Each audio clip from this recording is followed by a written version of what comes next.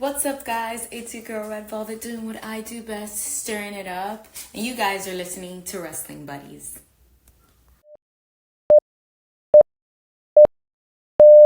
Let's wrestle.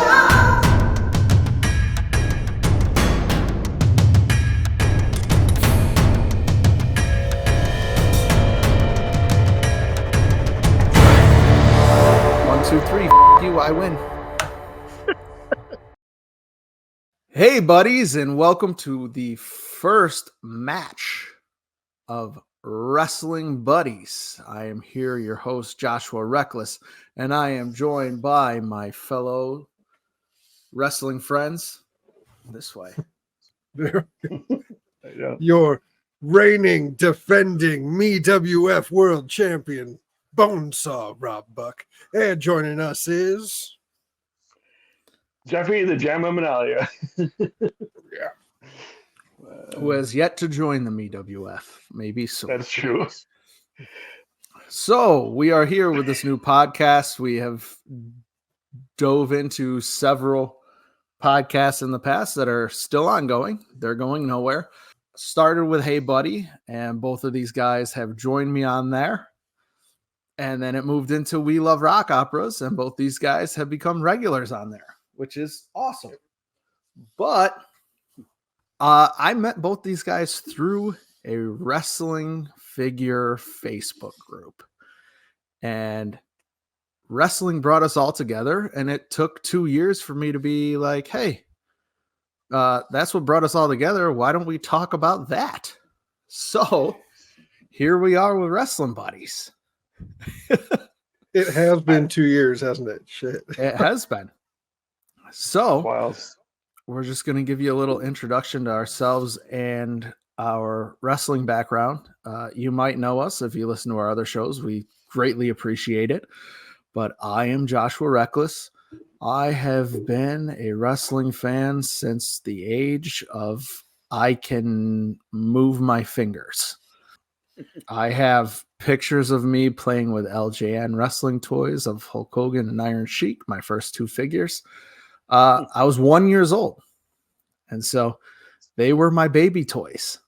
I was raised on it because I have an older brother who loved it. And his cousin was Sean Mooney, who was part of the WWE. Oh, shit. So I was lucky and got hooked up every time they came to town with some free tickets. And, you know, at age 5 and 6, got to witness incredible matches like Macho Man Randy Savage versus Jake the Snake Roberts in a steel cage. That's the one that comes to mind. It's hard to have memories from your childhood, but I wrote about that in one of my journals. So I know for a fact I saw that.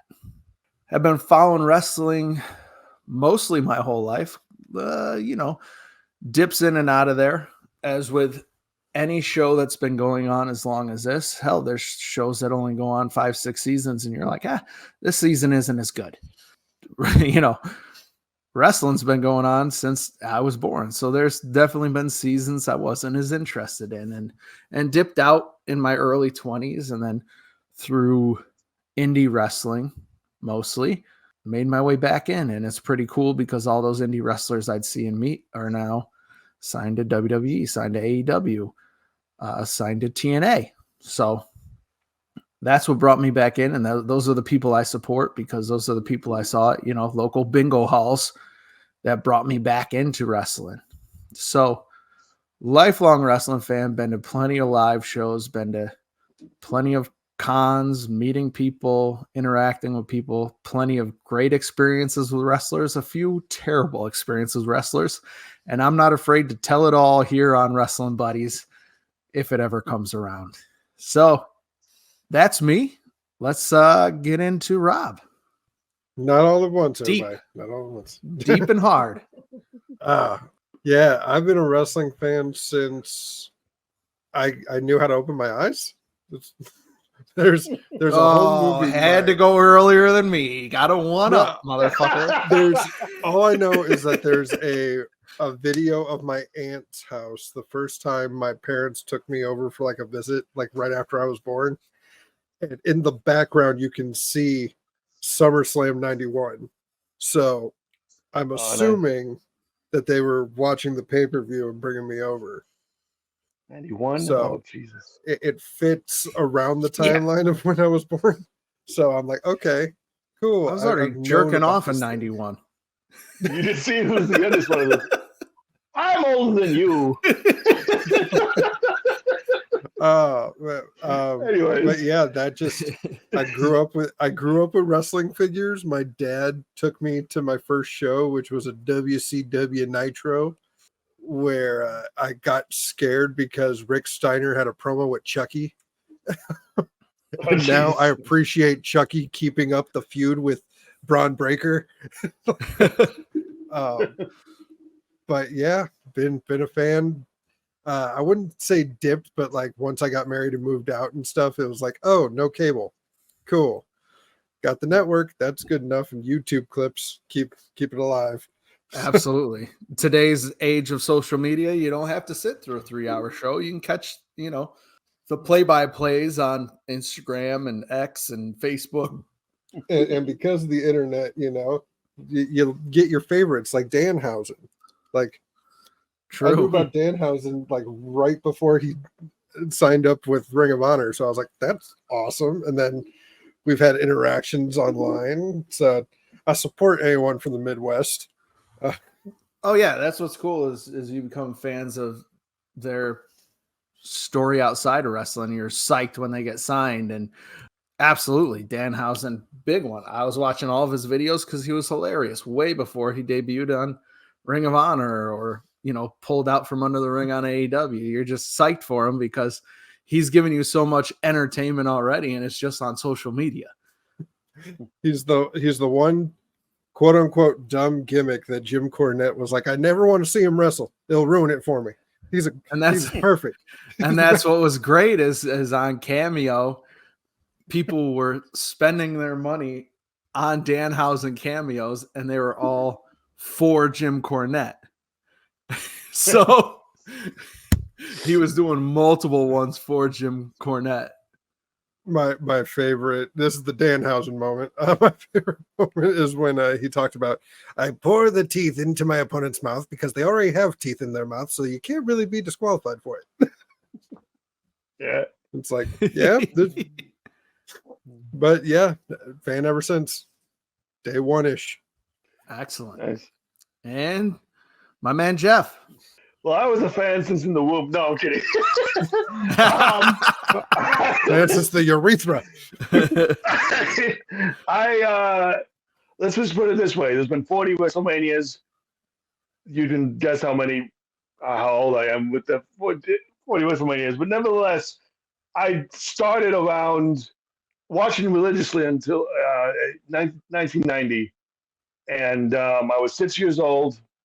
I want to say possibly I was a fan a little bit before then, because I remember, like Josh, I had only a few LJNs, but like once the Hasbro's came out, then that's when I really started like collecting the figures and stuff and playing with them and having a fig fed and all that. But like I said, so I was 6 years old. WrestleMania 6 was the first main show I remember because we got it on Coliseum Video, and I still have the tape because my dad would do is we'd rent the Coliseum Video and then he would record it from the VCR to his camcorder. The double VCR or VCR to camcorder. Yeah, and so I have that on tape, and I watched that religiously. With WrestleMania 6, there's the Ultimate Challenge between Hogan and Warrior, and that's how I was just enthralled with what I was watching. And the fact of the matter is also, though, it was my dad that got me into it because his ex-brother-in-law, my uncle, who I never met, he was actual professional wrestler himself. One time, my dad tells a story where they were on tour in Wisconsin, and he went with them on that tour. And they were all at a Denny's, and and the people that he got to hang out with, and that there's no picture proof of this, is just wild. It was around the time of Angelo Poffo, Randy Poffo, which is like Randy Savage, and like Bobby Heenan, So it was like insane. So the problem is I don't know where he wrestled, and I don't know anything else about him until when I was researching it for my own podcast. I found this email that was sent out like in 2001.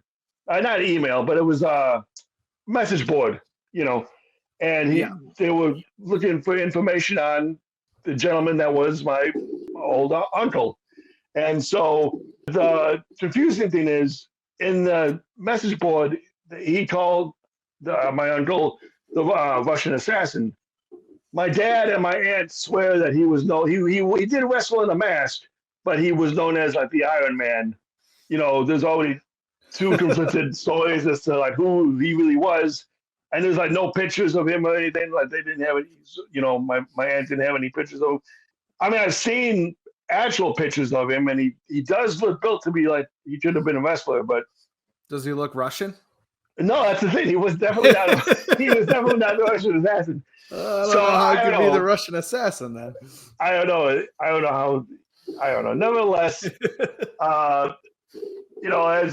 I got older, my fandom grew and got to go to a couple live events when I was younger, like the house shows and stuff. My first actual pay-per-view was Backlash 2001.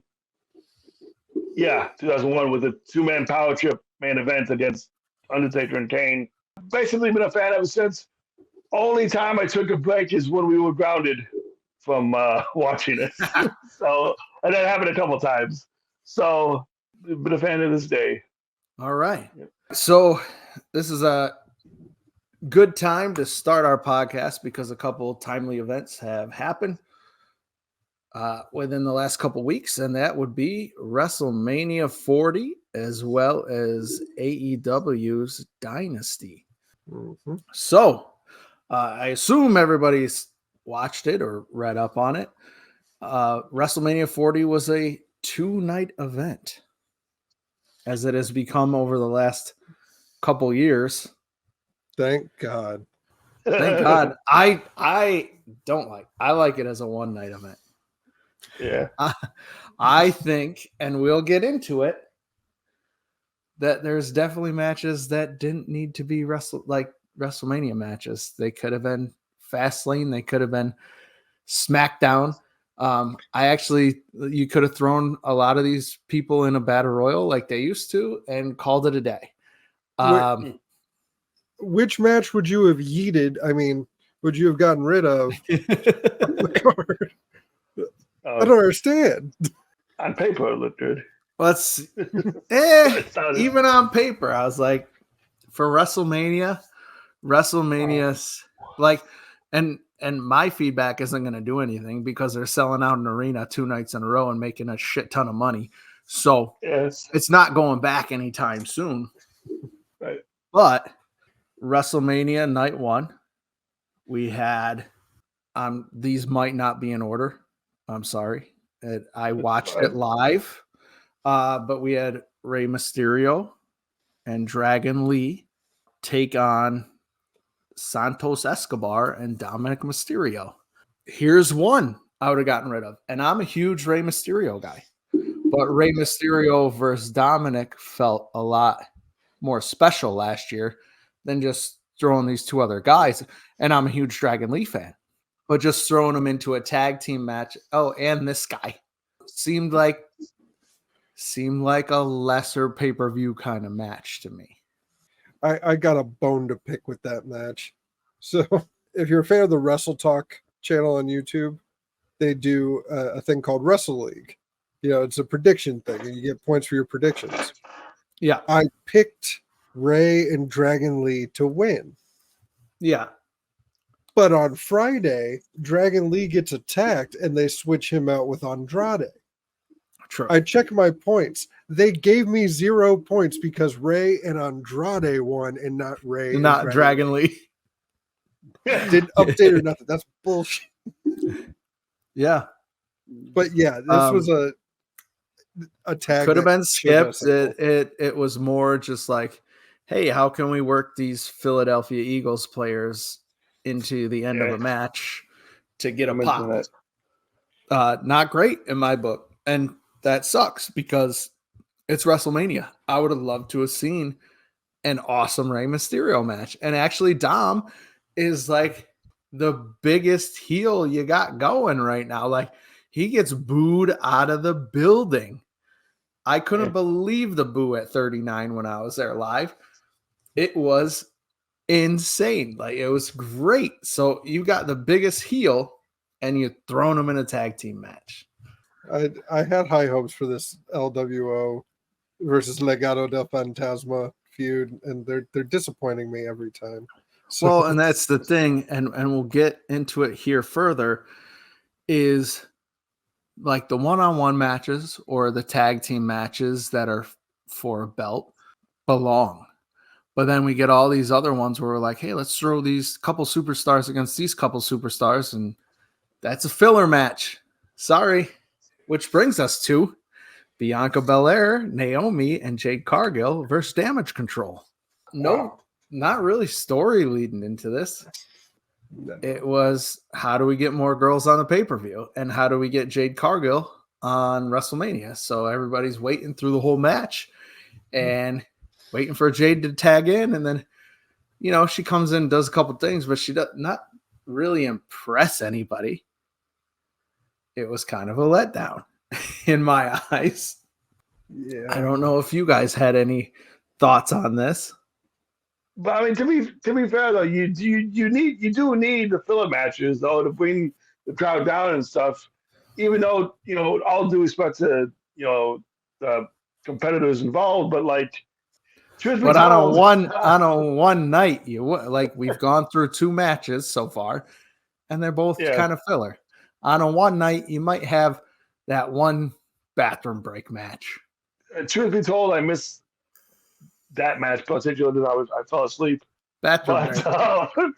But it was still a decent match for what it was, I thought. For what it was. the thing And is, once again, like, I like a lot of the people involved. Big fan. A lot of people involved. Right. You know, I'm a big fan of Jade since she made her debut at AEW. Like, psyched to see her at a WrestleMania. But once again, 3-on-3, she'll get a couple minutes at the end because everybody's waiting on her. To be honest, I would have much rather seen Bianca versus Jade There you go. one-on-one. That could have been a great match. yeah, You got to let the Yeah, wrestlers get their time in order to tell a story and give you a good match. And these bunch of people thrown there wasn't in. really a build. That's true. Right. I mean, the story built itself at the Rumble when they had the face-off, and all you had to do was have Bianca say, "I want a piece of Jade." Capitalize. Yeah, Let's see how big and bad you are. That's all you had to do. But we're making them a team because Jade might not be ready, which is bullshit because she was trained by Bryan Danielson in AEW. So it's like, Which brings us to the match that have at least 90% of my favorite wrestlers in WWE right now. And that's a 6-pack tag team ladder match for 2 different sets of titles. You have Damian Priest and Finn Balor versus R-Truth and The Miz versus Tommaso Ciampa and Johnny Gargano versus Kofi Kingston and Xavier Woods versus Austin Theory and Grayson Waller versus Pete Dunne and Tyler Bate. Holy shit, that's a mouthful. But this is the match I was looking forward to the most because, like I said, these are my guys. From The Miz to Judgment Day to New Day, these are my guys. And I love me a huge ladder match. I love, Money in the Bank. Like, this is a lot of guys. So it's a lot of guys that have to lay on the ground so other things can go on. I enjoyed it. I enjoyed the outcome.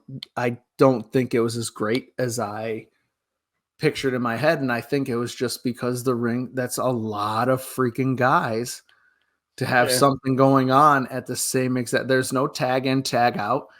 That's a lot of people has got to be doing something at the same Well. time. It's a lot of laying on the ground hurt. Like that's a lot of guys have to be laying on the ground hurt to set up a ladder and get up the damn ladder. And you got to Yeah. time it all right. These are very touchy matches to get through where you have to time everything perfectly to put on a great match. And, it was fun. And that's kind of where I'm at on that. For what it's worth, Truth did tag himself in. Yeah, that's true. That's true. Hot tag, yeah. Truth is one of the most entertaining things in the Oh my WWE. god, he's so good right now. And Amazing. for his age, like he's insane. Yeah, like Yeah. let's not forget, y'all. K Quick was like 2000. That's Tag team yeah. champion, right? Get rowdy. Yeah. Road Dogg and Kate Twitch. But yeah, I enjoyed that match. That was a fun match. I didn't like. I'm not a big Austin Theory and Waller fan, so I didn't really like when they won. But I mean, The outcome, Oh, yeah. But I'm happy with the other outcomes. So You know what? I was I've DIY. Grayson Waller has grown on me. I think he's a good heel, and he Oh, talks some good shit. So I like having a heel tag. There's a lot of faces in here, so I like having a heel team win as well as a face. That's true. And yeah, Waller's definitely grown on me. I think he's a fun heel. I hate seeing my boys in New Day get shafted, but I had a feeling that Judgment Day was walking out with nothing because of rumors of everything else. So it was fun. Nothing more than that. It was a good, once again, filler match, even though it was for titles. Like it seems less important than if it would have just been, hey, Judgment Day versus the New Day or something like that. Yeah. You can disagree with me. I had a mini. I agree, but I'm just thinking about that last spot when Priest is climbing the ladder, and you clearly see the leg is busted on the other side, and you got referees trying to pull at him, being like, "No, like this is not." Oh yeah, okay." he was like, trying to use the buckle ladder. Yeah. Well, and that's and there's a couple spots in the match where the referee is clearly telling Priest to walk a little slower because people are a little slow getting up and things like that. But I'm not going to hold that against them because, like I said, there's so much going on that's what's difficult about these matches when it's just 6 singles guys, trying to time everything out. Now you got 12 dudes. Like it's difficult, and I think they did a good job with everything going on. I thought the pacing was fine. So Yeah. Which brings us to everyone's favorite match of night one, Jay versus Jimmy Uso. Oh Super my kick God. party. I mean, They listen, officially killed the super kick. Super kick's dead. Super kick doesn't do anything. It's not super anymore. It's a kick. Well, Yeah, like- the Bucks have been doing it for years, but yeah, they make it. They're in on the joke, kind of, when they do it. yeah. Where it seemed different for the Usos. As much as everyone was like, "How many super kicks you think we get?" Like the Bucks throw out super kick party because they go so ridiculous with it and they're in on it. It's a disappointment. You think brother versus brother, they know each other better. And it would be a highlight. And later in the show, we'll get into a brother versus brother that I think blows us out of the water because I was there live. Statistically and on paper, like they said, this should have been, a banger. Two fantastic wrestlers. And just like you had, and I like the whole stat of every 15 years, like we had at WrestleMania 10, we had Real Brother vs. Brother at WrestleMania 25, and then we have it again now here at 40, but yet. Who was 25? 25 was Matt and Jeff. Oh, okay. Yeah. And Owen and Brett, obviously, for 10. I remember the Owen and Brett.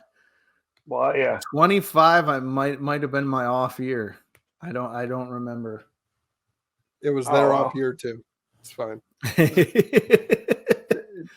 Undertaker and Michaels. Never mind. I Anyway, definitely I've watched that a million times, but yeah.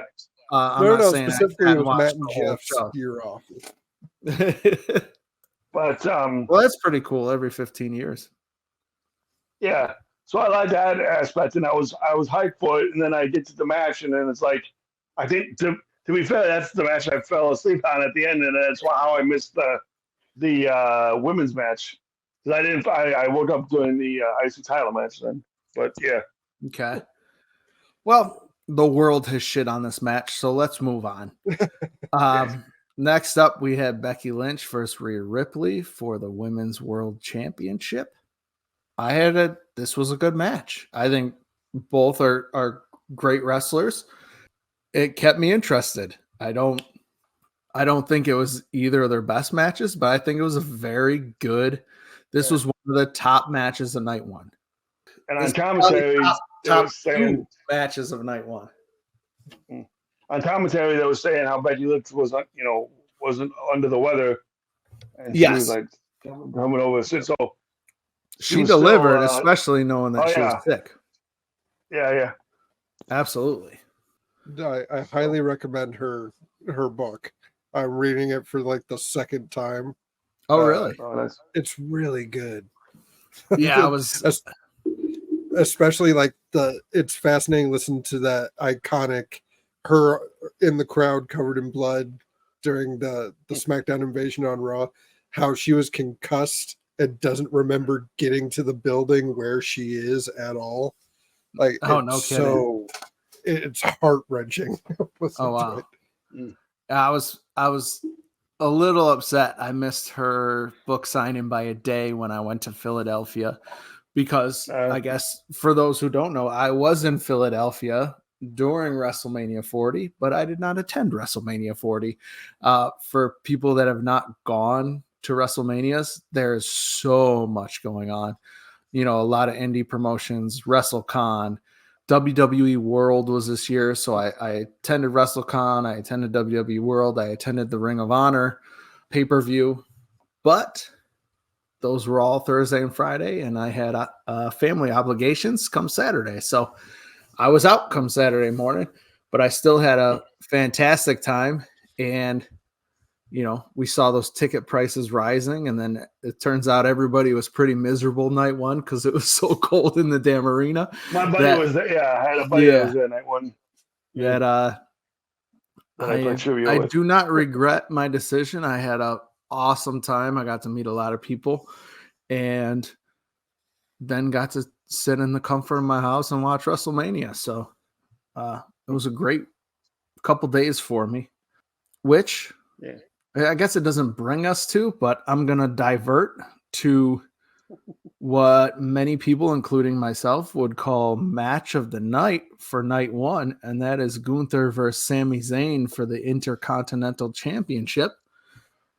And on paper, this is probably the only match, well, maybe not the six-pack ladder match, only singles match that I couldn't have called. I didn't expect the Sami Zayn win. Gunther was on a huge, long title reign. But I popped. I was super happy for Sami. Like, he's somebody I've been following for a long time, since El Generico and Ring of Honor, and super happy to see him win here. Can we stop with the Rocky references now? I was gonna say I expected it. This is basically all Rocky year. 4. This time last year to now, all I've heard is it's like Rocky. Haven't you seen Rocky? Let's do Rocky and all of pro wrestling. We did it now. I love this match. Can we move on from Rocky now? I ran the Rocky steps while I was in Philadelphia. Well, you have to. In case you're wondering. Is it really a Philly trip if you don't do it? And guess what? Did you really, I did am. You really run?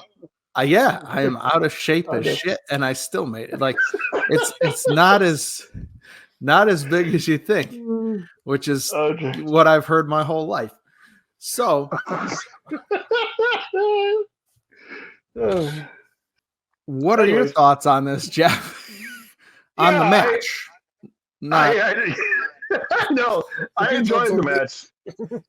I did. I did see that outcome though, because like you had to have the underdog come out on top, and I know some fans were, upset that it wasn't Gable, but now looking back at it, what Gable's doing now, going to be coming soon. His time coming soon. But yeah, I enjoyed the match, and I popped huge for when he did his old finish, the Brainbuster. That popped both me and my brother. He texted me after it happened, and he was all excited. So fun match. Yeah. And you know what? I'm happy to say it's my favorite. And that's coming from someone who's not even a Gunther fan. Like, I haven't been since day one. I think he's plain Jane. I know, he had those huge chops that everybody loved and everything like that. But that's also coming from somebody who wasn't a big Daniel Bryan fan. And I knew him as Bryan Danielson in ROH, but I thought he was kind of plain until the Yes movement. He grew his hair out, beard out. I was like, oh, showing personality now. No matter how good of a wrestler someone is, if you're not showing me character, I'm not invested. I don't care. And that's how I feel about Gunther. I'm sorry.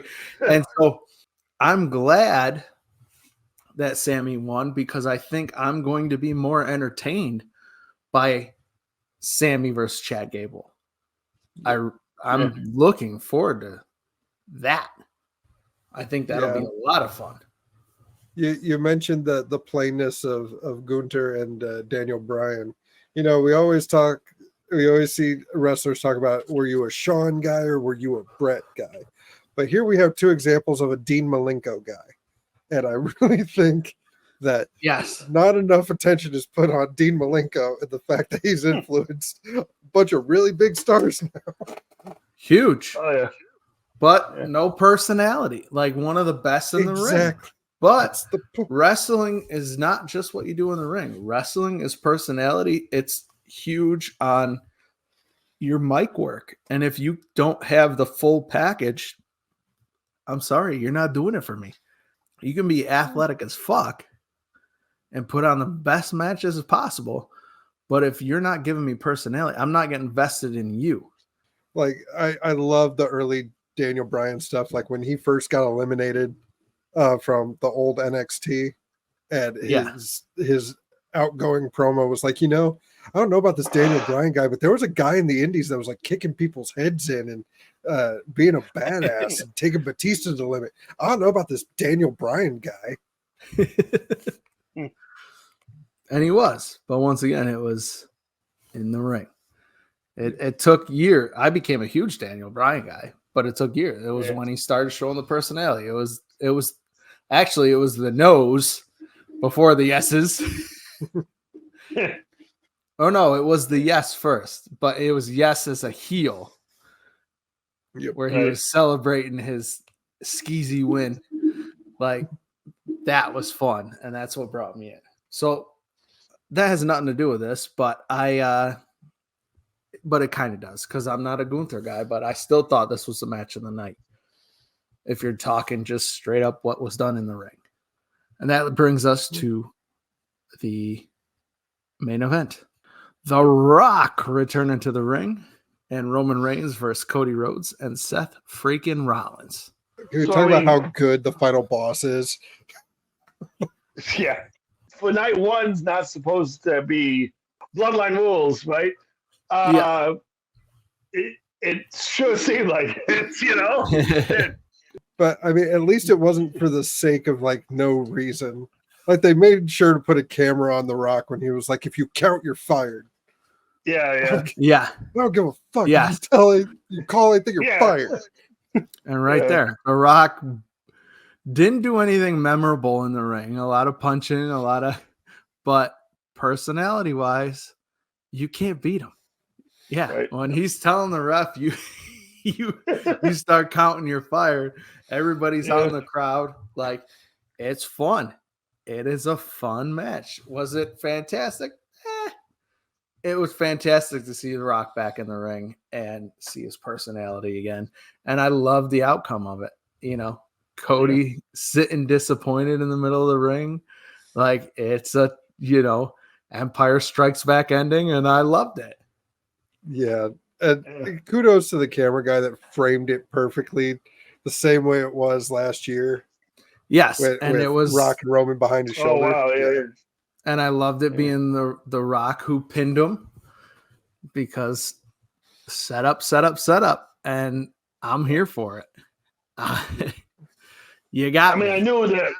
I knew the main event tonight too was going to be Bloodline Wolves, regardless, because you just because that's the best case scenario and setup for this. Yeah, they've done this. They've done this But long road to get here. yeah, They're not gonna blow their wad and let Cody right. win night one. Like Yeah. that story sucks. No, So, right? Yeah. yeah, they did it It all. would have been interesting though if they had lost, and we see If- Roman. If we see like exclusive backstage, Roman asking Rock, "Okay, what's the plan for tomorrow? How are we gonna get them in?" And Rock just goes, "We're going home, dude." And he just takes the bloodline with him. That would have been interesting for setting up a Rock versus Roman match later. Definitely. I think they did it all perfect. I think Seth Rollins is definitely the workhorse of the WWE, and that's always been my favorite. Dolph is now Nick Nemeth is my favorite since returning to wrestling many years ago because he's the workhorse. He can make anybody look good, and I think that's Seth freaking Rollins. And in this match, he did his job. I think if he would have been pinned, it doesn't mean anything. I think it was all set up perfect. Cody needed to be the one who got pinned, and it needed to be the Rock that pinned him. I think storytelling, beautiful. Match, it was fun. It was all right. Storytelling, beautiful. Which leads us to night two.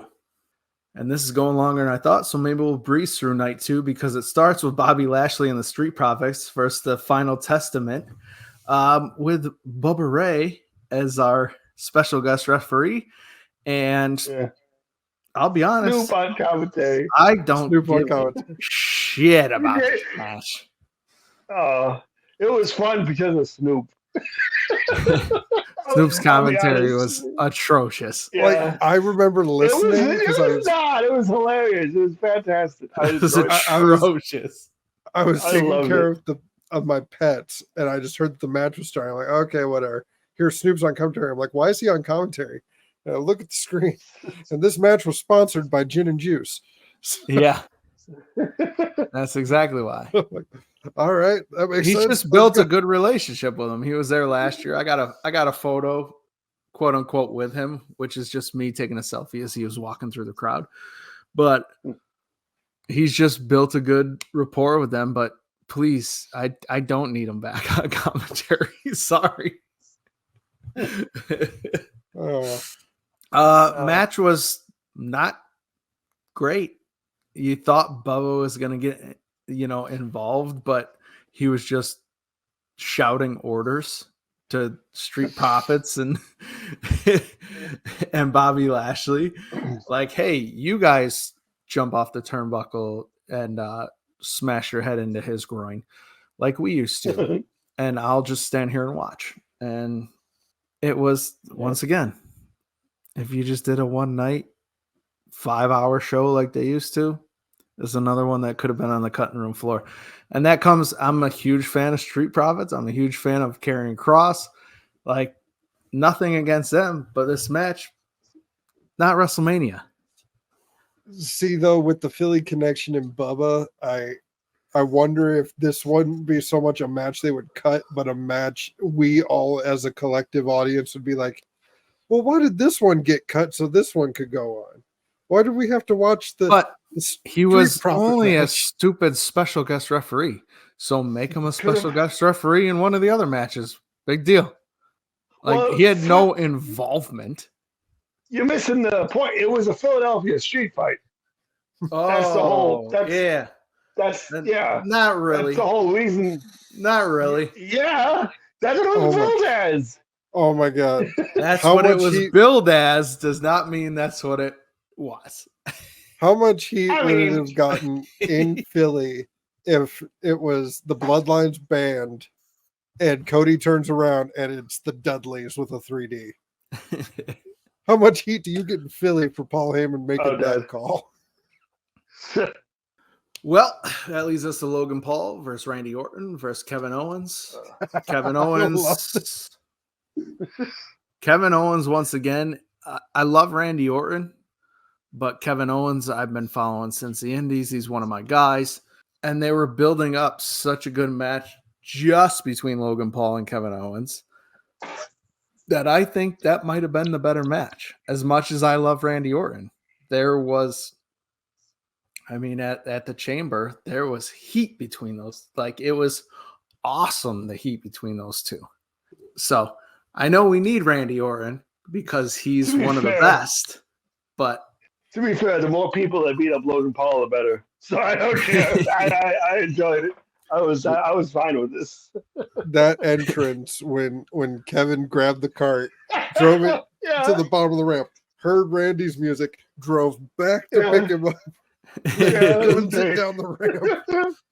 That's what I was kind of I was hoping that just the both of them would go in. But then Logan Paul kind of makes, he looks like the huge superhero at the end if both of them wouldn't have actually fought each other in it. So that's where the whole triple threat kind of there's nothing like he went back and picked them up. There's nothing between Kevin and Randy that is there. You're kind of just you need Randy, so you're throwing them in a match. And I think the real heat was between Kevin and Logan. Yeah.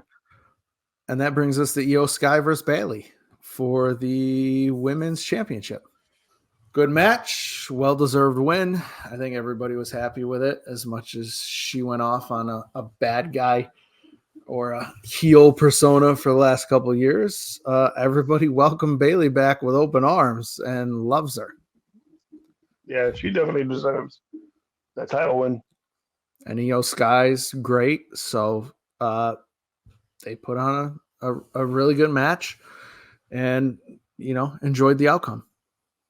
You guys bathroom break during women's matches. I can tell. No. I watched this one. I watched this one. Women haters. The journey Bayley's been on, and even if you read Becky Lynch's book, you hear the regret that she has that Bayley was left behind in NXT when her, Sasha, and Charlotte get called up. Yeah. So it's a long time coming for her to have a WrestleMania moment of winning a title. So, and I'm glad she was on, before the main event.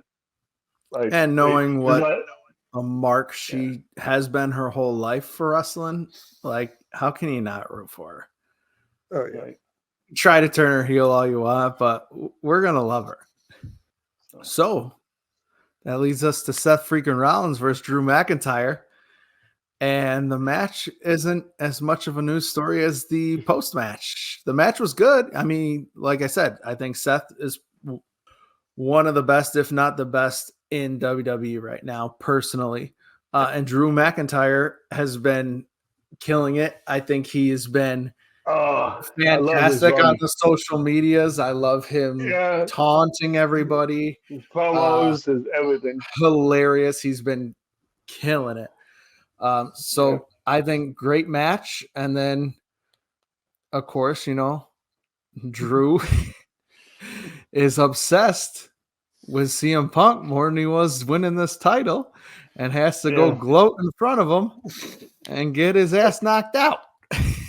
And then we hear my boy's music hit, and down comes Damian Priest to cash in. Yes. And takes advantage of the situation like any good true heel does. And those are the cash-ins you love. That's why you always remember Seth Rollins from years ago taking advantage of that situation and stealing the title. Yeah, the poetic justice is that Seth had been saying this entire build. When you lose to me, you'll have no one to blame but yourself, and you're going to blame everybody else. So that when he beat him, you see Seth tell him, you fucking deserved it. You earned this. Right. Just to have him screw it all up and have David cash in. Yeah. It's like you had it. You're And your he did. worst enemy, Drew. He did. He deserved it. He earned it, and he had it for a couple minutes. So Yeah, my wife was so pissed. She she's a loves big Jew. Mac. Yeah. Huge Jew fan. So then when she won it, he won it. She was so happy. But then when he lost it, she was so demeanor changed. But then later on, she thinks, and so do I, they're setting up something for Clash of the Castle where he could actually win in his hometown. Good. A bit, Good. Instead of that'd calling be- I like Cardiff, seeing just- I like seeing Damien as To champion, be but fair, it could he be should've short. did that last year. Yeah. Yeah. But Um, so that's what she thought. And props to Seth because at this point he's hurting. So how Yes. he wrestled that match? Because by the end of the night, you saw, it's Oh, yeah. incredible. We'll get into that. Much respect for Seth. Yep. So Yeah. absolutely the workhorse, and I think Drew McIntyre is incredible. And Yeah. my boy Damian Priest, I've been following since ROH when he was Punishment Martinez. Fucking badass name. WrestleMania 30. I hated it actually. I like Damian Priest a lot more, but Yeah. WrestleMania 33, I flew down to Orlando because I was not living in Florida yet, and went to Ring of Honor the night before WrestleMania, and he was wrestling at Ring of Honor that night, and he wore red pleather pants, and the whole crowd chanted Shinsuke at him, which I didn't understand because I was like, he's Puerto Rican. He's not, but the whole crowd shouted that at him because they didn't know who he was. And then, so it's awesome to see him have a WrestleMania moment, and the crowd's not shouting Shinsuke at him anymore. Like, he's been killing it. So that leads us to our main event of night 2, Roman Reigns versus Cody Rhodes for the undisputed WWE Universal Championship. Oh, this match.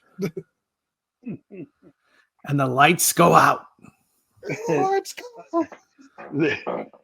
The match people describe as Avengers Endgame of professional wrestling. Yeah, this was Oh, such an on your this- left ending. Oh, Yes. so good. So good. Once again, I think they did it right because there was a lot of people showing up. It was nice to see Cena. People were upset that it was Undertaker and not Stone Cold. That's the only thing. But the It would've been- reason they did it right is none of them showed up to assist Cody. Cody won that title on his Yes, that too. own. They only Yes. showed up to take out the people interfering. Extra help. Yeah, it was perfect. So Cody perfect. didn't get any help to actually win the title. It doesn't make No him one look touched weak. Roman. No one touched Cody. Right. So that was fantastic. Great ending to 2 nights of WrestleMania in my eyes. Bunch of people coming out to the ring, their stories either in the ring or out of the ring, coming out to congratulate him, hoist him up on the shoulders. It was awesome to see Randy Orton, who he started with. It was awesome to see Kevin Owens because being a mark like myself, I know Kevin Owens is the one that got him in touch with the Young Bucks, who started everything for him when he was away from WWE, his connection with them. So it was Kevin Owens that started that connection to build to the superstar that Cody Rhodes was when he came back to WWE, and left as Stardust, came back a superstar. So, And just the structure of all those run-ins going to that match, I love it because it was one crossroads going for a second, Jimmy interferes, and then Jay takes him out. Crossroads nails the second one, but then Solo interferes, and then finally, after The Rock gets dragged to hell or wherever the hell he went, he gets all 3, and that's when he wins. yes. Great cap off to the 2 nights. I think night 2 was better than night 1, which is reversed for me from last year, but that might be because I attended night one last year and I watched night two on TV, but I thought night one was the better of the two last year. So I think the rundown of the matches, I think was perfect. It was good for a enjoyable night one and then a great night two. Yeah. Quick, cheap plug to see my reaction of night two's main event. Check out next month's Jeff's Life vlog. And where do they find that? Oh, on YouTube / Jam Productions Incorporated. There you go. If you're gonna cheap plug all the way, man. And if you want to hear me and Josh discuss last year's WrestleMania, check out the Hey Buddy episode about that. Which we have no idea what episode that is. So just listen to them all. A year ago. Yeah, let's do them all. Make your way through it. Listen to the archives.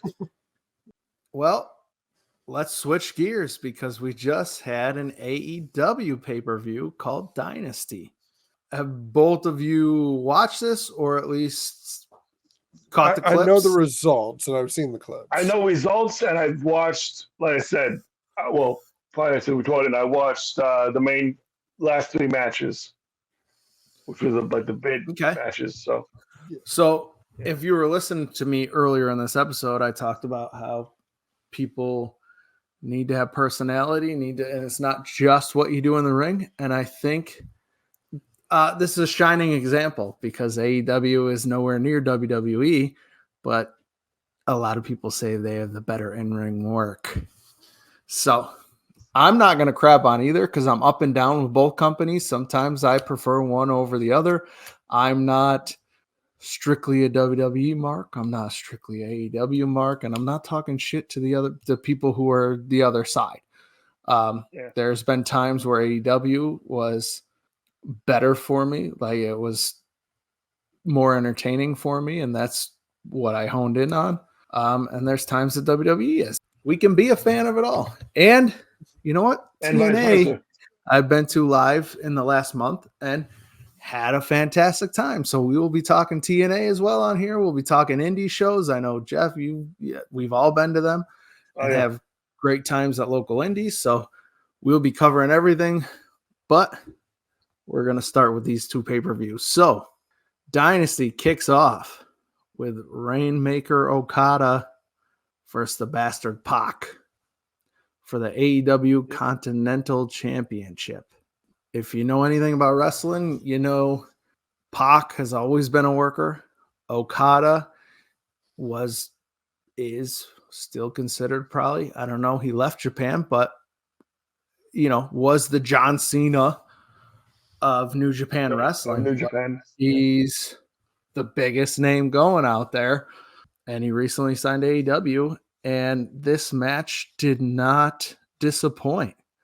I mean, you have two people who are fantastic in the ring, and they put on a hell of a match.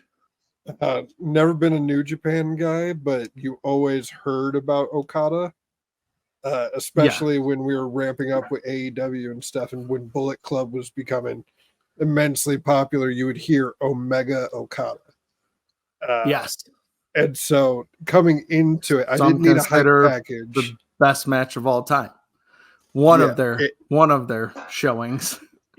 Yeah, but it was like the less I saw of this guy, the more intrigued I was hearing about his matches. Where I was like, holy shit, like who the fuck is this guy? And yeah, he comes up and I know people were worried that he would be phoning in doing weekly TV instead of doing like a big Wrestle Kingdom show. But he treats every match like it's the main event. Which, sometimes it's putting out all the stops to be the best match on the card. Other times it's I'm gonna give you maximum effort to make sure that we get our job done here. And sometimes you can do both. And that's the thing. This is the opening match, and it could have easily been the main event. I think these are two awesome workers, and they put on a fantastic match. Yeah, so not as much now as we were. I mean, we still are. The wife still watches it from time to time, but If you can see, if you're watching on YouTube, we got that's just set up with all the New Japan people that we met throughout the years, and we watched New Japan since like 2017. I think we started, Okay. and the first there was Wrestle Kingdom main event was the first time I saw. There was Kenny and Okada won basically. That Wrestle Kingdom. Okada has just been incredible in New Japan. Not surprised he went to AEW after, there's a who's there. And the possibility of getting Kenny and Okada in AEW is just mind blowing because I didn't think I'd see that again. Yeah, I thought this match was great. The finish was good. Pac got the knee in the face when he went for the Black Arrow, but damn, it was perfect opening bout to hype up the St. Louis crowd throughout the whole night was hot. Absolutely. What it sounded like. Yeah. Yeah. So. Yep. So that leads us into Adam Copeland, Eddie Kingston, and Mark Briscoe, all champions. First, the House of Black. This match was fun. It was good. I think House of Black going over is the right call, even though they're against 3 champions because they're the House of Black. This is a faction. This is a group that know each other against 3 people who are just kind of thrown together.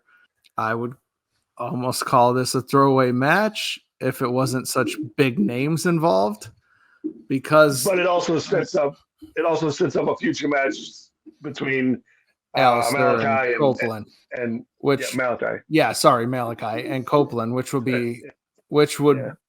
be awesome.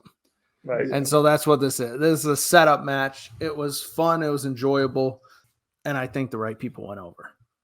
I'll never forgive Edge, Adam Copeland, whatever you want to call yourself now, for crushing my dreams a couple weeks ago. I go down to Indianapolis. We became friends because of the Major Wrestling Figure podcast. I was finally going to meet the guys, only to be told Matt's not signing anything. And then later seeing him in Canada to wrestle Edge. It's like, How could he not? Sorry, buddy. So I had Brian Myers sign Matt Cardona's figure. Screw it. Well, that leads us to Julia Hart versus Willow Nightingale. I'm sure she's willing. It's consensual violence. Willow Nightingale for the TBS championship. It was fine. I've watched Willow since I saw her in Ring of Honor. I believe it was Ring of Honor years ago. Or maybe it was AEW Dark when I went to those. It could have been, but I've been following her for a while. It's cool to see her as champion. I think Julia Hart's cool. A good addition to House of Black, but I'm not huge on her. I think she's still new so I was actually surprised they put the championship on her. So it was a good match overall. Nothing stuck out to me really. Sorry. Yeah.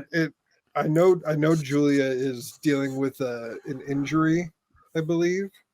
And so that's why she hasn't been wrestling. I didn't know a whole lot. So this might have been like hey, we have a story we're trying to make over here, and you need time off. So hand the belt over, go take your time off.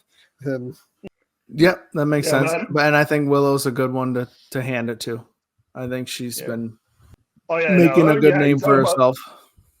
You talk about bubbly personality. Her personality is just through the roof. Absolutely. How happy she is and all this. Yeah. She reminds me of how old school like Bailey was, when absolutely. She was a hugger. And Julia, I made mention of this in the Major Pod group a few weeks ago. Her transition, she started off as a cheerleader for the Varsity Plans, and now she's this dark. I mean, it's amazing transformation. I like it. Yeah, I absolutely love that hat. Yeah. Oh, yeah. That hat. I want the hat. I saw it. It was a good match, and I enjoyed the outcome. And that leads us into something that has backstory due to NXT. Roderick Strong versus Kyle O'Reilly for the International Championship. Good match. These guys know each other well, so it was a fun match. But once again, it was kind of upscaled by the end of the match when you have a return. Baby. Yep, baby. Baby. Nobody's really talking about the match. They're talking about the look Adam Cole gave Wardlow while all celebrating in the ring. So we're wondering what that will lead to. I don't know why he would have a problem with Wardlow at this point out of nowhere, but Isn't he due for a title match? From what I remember, he had a title match against Joe, and then Joe beat him. And so now Cole's big thing was, our whole plan is you're going to win the world title, and then when I'm healed, you're going to give me the belt. Oh, yeah. But then you lost. So now your whole job, Adam said your whole job is making sure Roderick keeps his belt. Right. And making sure that the kingdom keeps theirs. Wardlow screwed up. That leads us once again to everybody's favorite match of the night, Hook versus the Lionheart Chris Jericho for the FTW Championship. This match I heard more negative feedback about than probably anything in the last 10 years. I don't People understand. hated this. They said it went on way too long. They hated that Jericho went over. I don't even get why they're even actually using the FTW Championship. I'll be honest. I think AEW has way too many championships. Unsanctioned. And they keep saying it's unsanctioned. That's the thing. But so why Taz, make a big deal?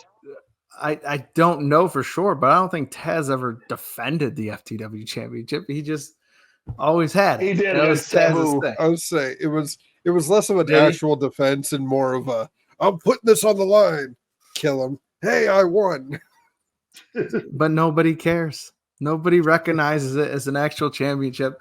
Nobody wants Jericho to go over. They're chanting, please retire during the match. And that sucks because I love Jericho. I think he's reinvented himself as much as any great wrestler that's been in the business as long. But this isn't even reinventing right now. He's Lionheart. We went backwards, guys. Right. That's true. Yeah. That's true. So people are calling him the Hulk Hogan of AEW. Oh God! Refuses Hogan to had put two new gimmicks. talent over. Although we've seen Jericho time and time again put new talent over in AEW, they're shitting on him right now. And I'll be honest, I might have fast forwarded through this match. I caught glimpses and pieces, but this match did run long. It does something to your psyche when you watch Hook beat Brian Cage after Brian Cage backdrops him onto Tax. And he doesn't let go of the submission hold. Yeah. And then Jericho just wins with a Judas effect and a belt shot. So it's like... Yeah. But that brings us to Timeless Tony Storm against Thunder Rosa for the AEW Women's World Championship. I think these are two of the best female wrestlers they have on the roster, and they put on a really good show. I think Tony Storm going over is the correct call. I think talk about someone who has completely reinvented herself into this timeless character that, got over more than I thought it would the first time I saw it, but people are loving it. I love the old school movie vibe and, the black and whiteness of it all. And I think she's awesome. And I think Thunder Rosa's awesome. So they put on a good match. Never been a huge Thunder Rosa here person, we go. So bathroom break, Rob Buck. The entire pay-per-view was a bathroom break because I haven't watched the full thing. I've only watched highlights. I'm not paying $50. I'm sorry, Bleacher. I'm not. I know it would be nice if they would add this to like HBO Max or something because it'd be perfect for HBO Max. Yeah. Oh yeah. But I appreciate the in-ring stuff with Thunder Rosa. Like I love the lights out match with Britt Baker, but I've just never been that big of a Thunder Rosa person. So You say Okay. they have a good match. I'm like, it's Tony Storm and Thunder Rosa. Like, in Yeah. other news, water wet. Like, All right. Well, we're going to skip the next match and we're going to go to the AEW World Tag Team Championship final ladder I match. see why. Young Bucks versus FTR. Nicholas. yes. These guys always work well together. The Young Bucks I've been following because of social media before they were in Bullet Club, before they were huge names on the scene. They were some of the first people to add me as friends, like because they're so new to the business. So I'm a huge Young Bucks guy. I'll always stand by them because I've watched their entire career grow. Them and FTR are awesome because they're completely different wrestling styles. They've been building this ever since they were in completely different companies. I love them working together every time. And then you had a run-in during it that seems to be the news of the match, even though the match was awesome. You had your Match is return incredible. of Jack Perry coming in masked to knock FTR off the ladder. And I got to be honest, that's probably the biggest pop I have ever heard for Jack Perry. Yeah. Oh, why? Mm. I don't understand. But the match itself was insane. You got these four guys, different styles, with FTR being like the old school, grappler wrestlers, and then you got the high flyers of the Young Bucks. It's just combine the two, add a ladder to the mix. It was insane. A lot of stuff. The best chant of the night was "Please be careful." Because oh my God, the shit they were doing in this match is insane. Jesus. It's right up there with "Please don't die, please don't die." Yeah, my God. That Please popped be me huge when I heard that. I'm like, yeah. I've And then been a Jack Young Perry Buck. came out. It was- Yeah. Jack fucking. And Jack Perry came out. Yeah. I've been a fan of the Young Bucks since they were Generation Me in TNA. Yeah. Yeah. Still one of the Yeah. best like cinematic matches I've ever seen is them and the Machine Guns in a Yes. empty arena match. Yeah. Oh, no, I missed that one. But yeah. We hopefully, down the road with the show, we will talk about it because that is perfect in terms of cinematic Absolutely. matches to me. We will get to it. Just hearing Alex Shelley scream in Matt Jackson's face, "We are going to kill you. You are going to die." It's like, guys, this is a match. It's wrestling. Yeah, it's FTR and the Young Bucks. Again, it's like Tony Storm and Thunder Rosa. Oh, they had a great tag match? Oh, awesome. Grass is green. Right. Sky is blue. Right. And you're throwing a ladder in the middle. Yeah. Yeah. It's Yeah. going to be awesome. And then Jack fucking Perry. All right. Well, that leads us to the AEW World Championship match of Samoa Joe versus Swerve Strickland. I started following Swerve when he came to AEW. I knew about him over in NXT, but didn't really know. Stoked that they gave him the championship. I like that. We kind of had a feeling that Joe was like a interim champion. Like, as much as I love Joe of the past, to give him the title kind of confusing to me. I don't think in AEW he's shown anything to be the champion. I'll be honest. TNA, But hell this yeah. was- This was, AEW. this was a decent run though for him. This is the perfect ending to it, where he puts the young guy over. Absolutely. Jericho. But no, yeah, this was an incredible match too. Before he was in WWE for NXT and all that, my wife and I saw him in MLW at one show. I think he fought Darby at that show too. So this might have been even before AEW and everything. Because Matt Riddle was on the show too, because he was feuding with Darby in that promotion. Yeah. I can't remember what year it was, but it was. So he impressed me when I first saw him, and to see what he does now, it's just incredible. Yeah. So yeah, Absolutely. He's made his way up and he's been killing it. He fully deserves this title win and loved it. Yeah, Joe is like how I described Okada. Like if you never saw any of his footage or matches or anything, and you just heard about the shit that Samoa Joe's done, and like the aura, like the legend grows, and he can live up to the legend of it. Huge. So Huge in when he- TNA. I don't think WWE did him any favors. no, I mean, they But made him the- an announcer, for God's sakes. yeah, but I'll never Yeah. forget when he showed up in NXT and cut that Yeah. promo saying, "I make it a point to be in the hottest promotions in the world where the very best wrestle," and so Samoa Joe is happy and Joe is here. Yeah. And so if you look at the landscape of main eventers when he won against MJF, I couldn't tell you who else could be champion. And so we have Joe as champ while we're building up Swerve.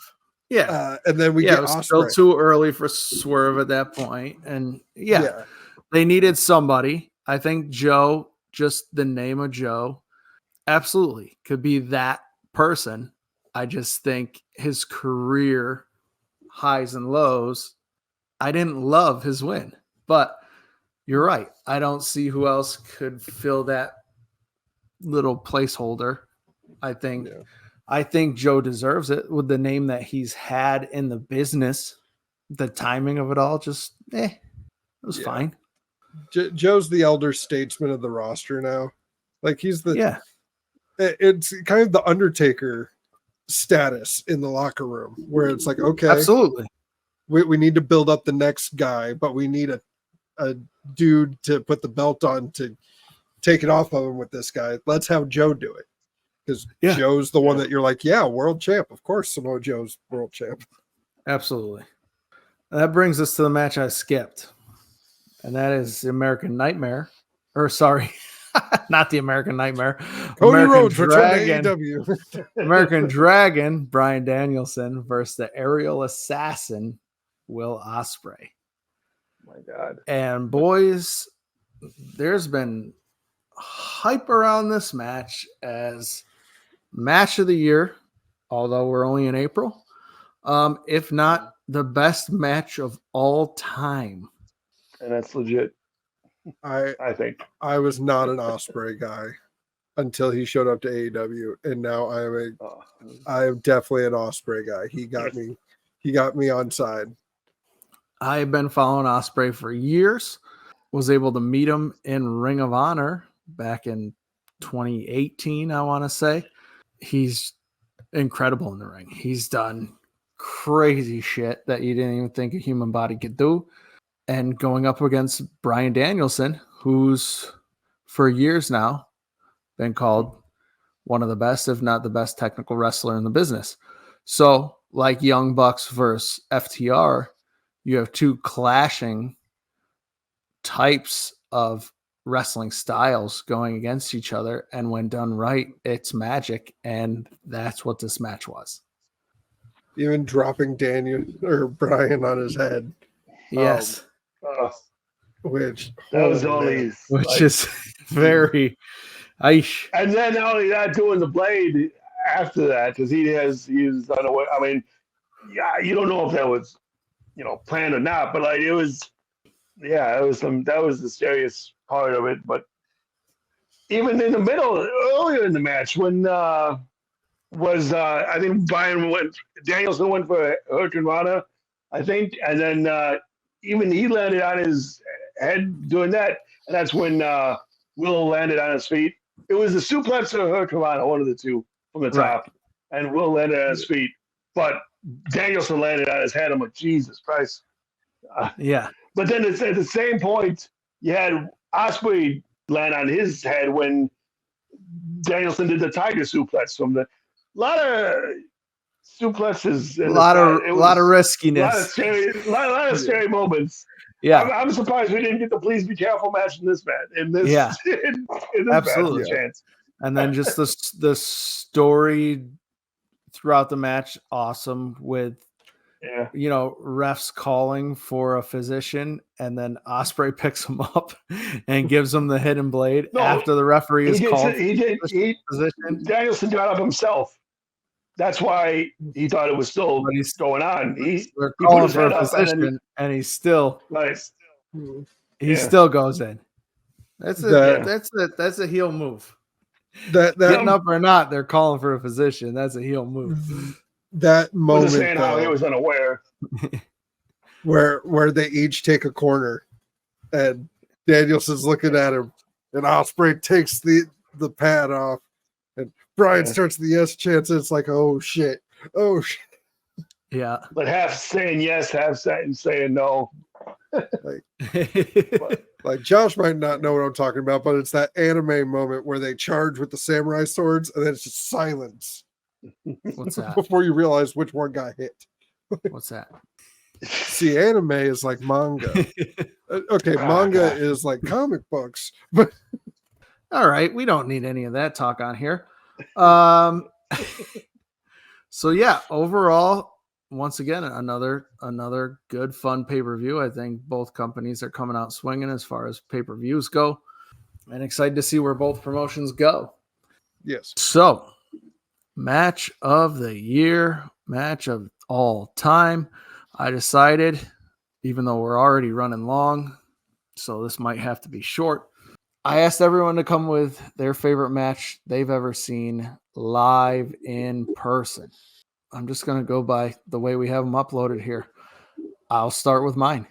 2019, I went to the first AEW pay-per-view or show ever, and that was 2019's Double or Nothing in Vegas, where I got to see Cody Rhodes versus Dustin Rhodes. Brother versus brother. And this was a brother versus brother match done right. As we can see on the video here, he comes out slamming the Triple H throne, which might have been a discussion when he came back to WWE. That's how he starts his AEW career. This match was not only good in the ring, but once again, the in-ring storytelling between these two brothers. You can just feel the intensity between the two. You can feel the love, the everything between these two brothers. I think there was some color even out of Dustin, which doesn't surprise me. Out of both of them. Just you got that blood and death soup out of this. Oh, that's right, which I had to buy immediately. You're right. And just being there live in this crowd, you felt not only the fantastic wrestling, but you felt all the emotion in this match. And I've stated earlier, I've been to multiple WrestleManias. I've been to tons of live wrestling. And this is my favorite match I've ever witnessed live because of the incredible in-ring work plus the storytelling going on in the ring at the same time. The two of these guys brought it. And this is after, people said Dustin Rhodes probably retire. He's getting old. This is after Cody Rhodes had been thrown away as Stardust and found himself in Bullet Club and Ring of Honor and started this promotion, started this build for what he has become to this day. This match was just intense. We were on our feet. We were loving every second of it. And if people have for some reason not watched this match, I highly suggest, if you want a great brother versus brother match, to check out 2019's Double or Nothing. You saw what a star Cody Rhodes had the potential to be in this match, because at this time he was not. Yeah. Oh yeah. You also got a good look at Dustin when he's on his A game, and like you can not see just he's in the used best as a shape of his comedy life right character, or like original Goldust was awesome, and then he went through plenty of transformations over the years in WWE into a comedy character, into a stuttering character, into somebody wearing all different bondage gear. He's been all over the place. And to just see him as Dustin Rhodes again and have just an incredible match with his brother shows you what wasted talent he was towards the end of his run in WWE. and what a talent he's been throughout his career. And I think sometimes he's not held up as high as he should be. Goldust mid 90s was one of my favorite characters going. Like, he was fantastic, and he's always been fantastic in the ring. That was my match. Once again, if you haven't seen it, check out Double or Nothing 2019, and please watch that match. It is fantastic, top to bottom. And that brings us to Rob, who was live at Payback. Yes, Payback 2014, Chicago, the Allstate Arena. We got the Shield versus Evolution. Elimination. This was my first WWE show other than WrestleMania. It was a wedding gift to a friend of mine and her fiance. And just how A wedding hot the gift Shield that you got to go to?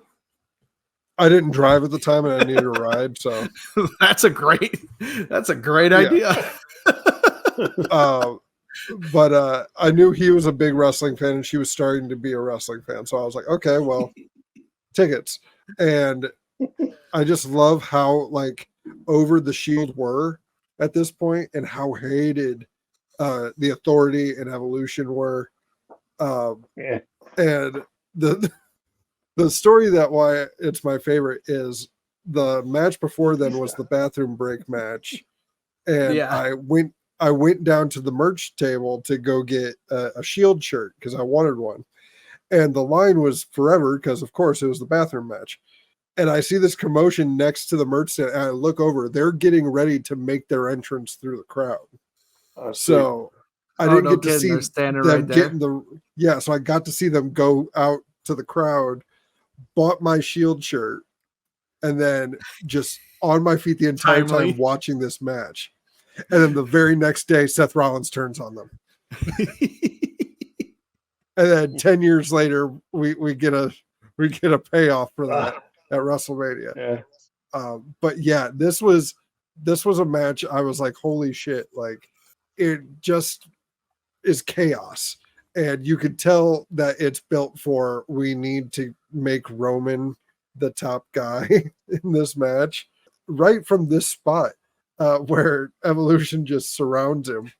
If they'd have kept this momentum of him fighting back against all three of them, he wouldn't have been booed as much, I don't think. Originally, in the run since. Yeah. I'm glad he was, though, because that's watching this what spot, led us. With Seth just jumping off the truck. I love it. Yeah. Yeah. Blue Tista. Didn't realize I was there for that, but I was like, Yeah. Now you need that. That's what I've been saying. Yeah, now I need the figure. But yeah, clean sweep by the Shield.